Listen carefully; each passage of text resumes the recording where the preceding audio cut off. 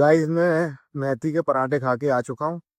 और अभी अब मुझे जाना पड़ेगा उधर अपने मोतीझील वाले मकान पे, क्योंकि मुझे थोड़ा बैंक का काम है। मुझे क्या है कि बैंक से स्टेटमेंट निकलवाना है, थोड़ा सा काम है। तो कुछ चीज़ को पूरा करवाने के लिए तो 1 साल का बैंक स्टेटमेंट लग रहा है उसमें। तो बैंक स्टेटमेंट के लिए मुझे पासबुक ले जानी पड़ेगी और उसमें पैन कार्ड भी लगवाना है बैंक में, तो उस चीज़ को भी लगवाना पड़ेगा। तो अभी मैं क्या है कि लेके गाड़ी अपनी और निकल रहा हूँ उस वाले मकान के लिए।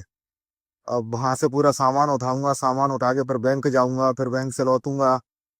देखता हूँ आज क्या होता है। वैसे तो सोच के रखा है कि जो काम करवा रहा हूँ कि वो आज हो ही जाए, लेकिन अगर नहीं हो पाता तो उसमें टाइम लगेगा थोड़ा।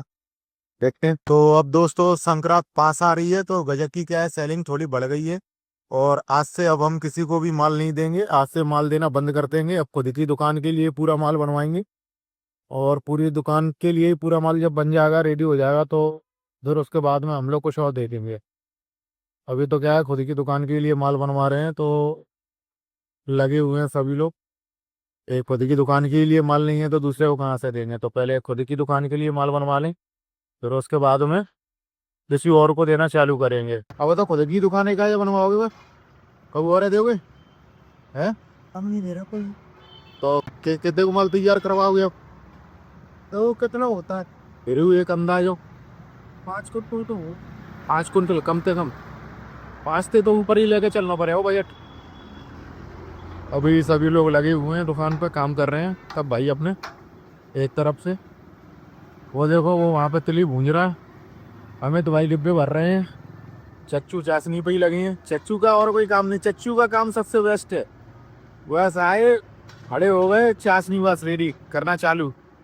चच्चू का काम सबसे बेस्ट है भाई साहब, किसी और का हो या ना हो। बाकी हमें तो भाई को देखो, हमें तो भाई मजे ले रहे हैं चच्चू के। वो हमें तो भाई चच्चू के मजे ले रहे हो। हाँ।